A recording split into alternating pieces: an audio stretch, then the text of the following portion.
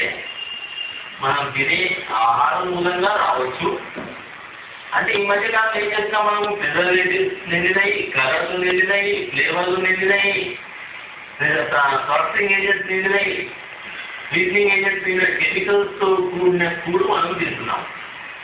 అటువంటిప్పుడు ఈ కెమికల్స్ మూలంగా కూడా దగ్గర వచ్చే అవకాశం ఉంది. కనుక మీరు ఇంట్లో మీ చేయితో వండిందే తిని చూడండి. ఒకటి చూడండి, మీరు ఈ వస్తువు తిన్నందుకు ఇది వచ్చింది అని గమనిస్తే దాన్ని ఆపండి.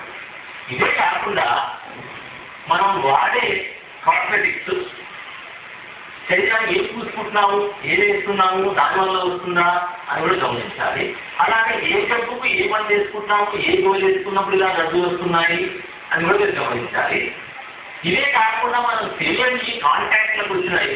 కాంటాక్ట్ మనం ఏదో ముట్టుకుంటాం, ఏదో చేస్తాం, ఒకసారి సబ్బు ముట్టుకుంటాం, ఆ సబ్బుతో వస్తుందా, ఈ క్రీమ్తో వస్తుందా, ఈ పౌడర్తో వస్తుందా, ఈ గోలితో వస్తుందా, ఈ ఆహారంతో వస్తుందా, ఈ వాతావరణంతో వస్తుందా, ఈ మ్యాట్తో వస్తుందా, కార్పెట్తో వస్తుందా, బట్టలతో వస్తుందా, సింథటిక్ బట్టల, కాటన్ బట్టల, ఇవన్నీ కూడా గమనించవలసిన అవసరం ఉంది. ఒక్కోసారి ఇవన్నీ చూసిన తర్వాత కూడా మనకు దొరకకపోవచ్చు. దొరికినా దొరకకపోయినా కష్టాన్ని మాత్రం మీరు యాంటీబయాటిక్ మెడికేషన్తో తీసుకోవాలి. ఒకవేళ మీరు తీసుకున్న టాబ్లెట్ తగ్గకపోతే అలాగే ఎన్నో రకాల మందులు ఉన్నాయి. ఒకటి కాకపోతే ఇంకోటి మనం ట్రై చేసి దేంతో తగ్గితే దాన్ని కొన్ని రోజులు కంటిన్యూ చేస్తే ఈ జబ్బు నుంచి బాధ నుంచి మీరు కొద్ది మెల్లగా తగ్గించుకుంటారు.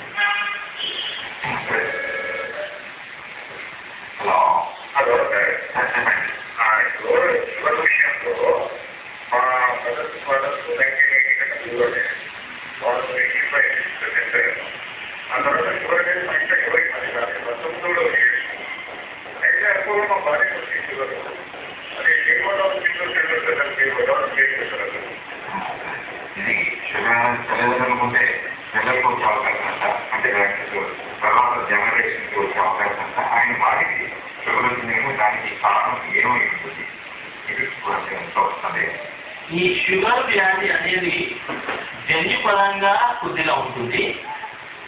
మనం ఉండే వాతావరణ పరిస్థితులు, మానసిక వాతావరణ పరిస్థితులు, మనం తినే ఆహారం, మన నడిచే అలవాట్లు, మన జీవన శైలి, ఇవన్నిటి బట్టి కూడా షుగర్ సంబంధం ఉంటున్నామా.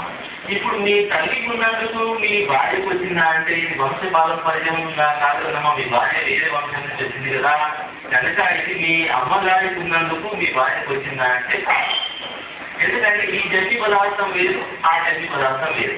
మీ పిల్లలకు మీ అమ్మగారి జన్యువులు కొన్ని రావచ్చు, కానీ మీ అమ్మగారి జన్యువులు మీ భార్యకు రావడం అనేది ఉండదు. కనుక ఇది అక్కడి నుంచి కోడలకు సంక్రమించే అంటువ్యాధి మాత్రం కాదు. మీరు అనుకుంటారు అంటువ్యాధి కాదు, మీ అమ్మకు వచ్చి అది ఎంత అంటిపోయింది అంటే కాదు. ఇది అంటే ఎవరికి షుగర్ అనేది షుగర్ ఇప్పుడు ఆయనకి లేదు చేస్తున్నది తల్లిదండ్రులు పిల్లలకు వచ్చే అవకాశం ఉంటుంది. వాటి ఏ జాగ్రత్తలు చేసుకోవచ్చు. సెల్ఫ్ కాన్ఫిడెన్స్ ఉండకూడదు. 40-50 చదువుకున్న జాబు చేసే శైలిని బట్టి, చేసే ఉద్యోగాన్ని బట్టి, సెల్ఫ్ కాన్ఫిడెన్స్ బట్టి 45 చేసుకోవాలి. దాన్ని బట్టి మన యూనిట్ టెస్ట్ పాస్